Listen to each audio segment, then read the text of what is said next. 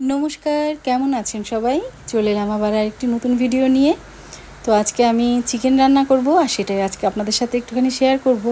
তো আজকে রেগুলার যেভাবে চিকেন রান্না করা হয় সেভাবে করব না, একটু অন্যরকম করে করব। এটা দিয়ে করব চিকেন টিক্কা মশলা। তো তার জন্য এখানে আদা, রসুন, পেঁয়াজ আমি কেটে নিয়েছি, আর লাগবে কিছু কাজু বাদাম, চারমগজ আর পেস্তা।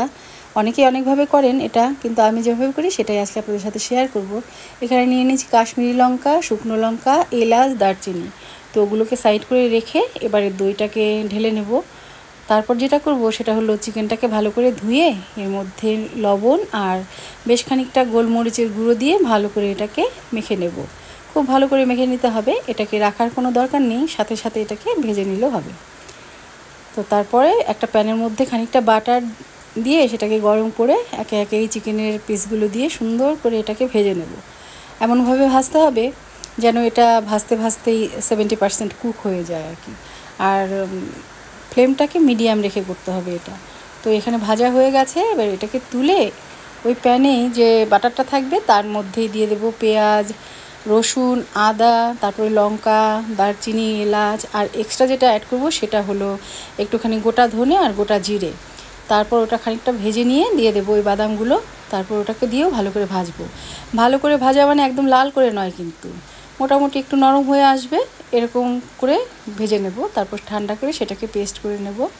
তারপর আবারও প্যানের মধ্যে খানিকটা বাটার দিয়ে দেবো, দিয়ে সেটাকে গরম করে ওই পেস্ট করে রাখা মশলাটা দিয়ে দেবো। তারপর ভালো করে কষাবো, একটুখানি নুন দেবো, চিনি দেবো, কষিয়ে তারপর ফ্যাটানো দইটাকে দিয়েও খুব ভালো করে কষিয়ে নেব। তারপর এরকম তেল ছাড়তে শুরু করলে ভেজে রাখা চিকেনগুলো দিয়ে দেবো।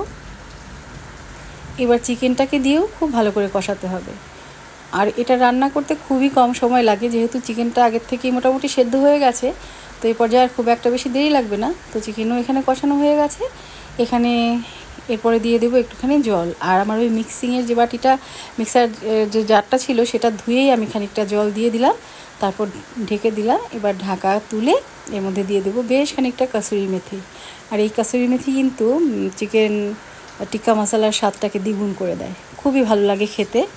আর এইটা ভাত দিয়ে তো ভালো লাগে না খেতে, রুটি দিয়ে খাওয়া যায়, নান, তন্দুরি রুটি, তারপর লাচ্ছা পরোটা, এগুলো দিয়ে খেতে বেশিই ভালো লাগে। তো তাই জন্য ভাবলাম যে একটুখানি লাচ্ছা পরোটা বাড়িতেই বানিয়ে নিই। তো সেই ভেবে আমি আগের থেকেই না ময়দাটাকে মেখে রেখে দিয়েছিলাম। আর ময়দাটা আমি একটু নুন, চিনি আর গরম দুধ নয়, রুম টেম্পারেচার মানে জ্বালানো দুধই, রুম টেম্পারেচারে রাখা দুধটাকে দিয়ে ভালো করে মেখে রেখে দিয়েছিলাম তেল দিয়ে। তারপর তার থেকে লেচি কেটে নিয়ে এলাম। এবারে লেচিগুলোকে এবারে লাচ্ছার জন্য যেভাবে তৈরি করে সেভাবে তৈরি করে নিলাম। এবার এটাকে বেলে ভেজে নেব। এবারে চিকেন তো প্রত্যেক দিন একইভাবে খেতে ভালো লাগে না, বিশেষ করে ব্রয়লার চিকেন তো একভাবে ভালোই লাগে না খেতে। তো একটু এদিক সেদিক করে রান্না করলে তবুও ভালো লাগে, আর বাড়িতে সবাই পছন্দও করে, বিশেষ করে বাচ্চারা তো খুবই ভালোবাসে এটা খেতে। এভাবে করে বানিয়ে দেবেন, দেখবেন একদম সোনামুখ করে খেয়ে নেবে। তো এই ছিল আজকে আমার চিকেন টিক্কা মশলা। কেমন লাগলো? যদি ভালো লাগে অবশ্যই কমেন্ট করবেন, আর একটা লাইক করে যাবেন। ভালো থাকবেন, সুস্থ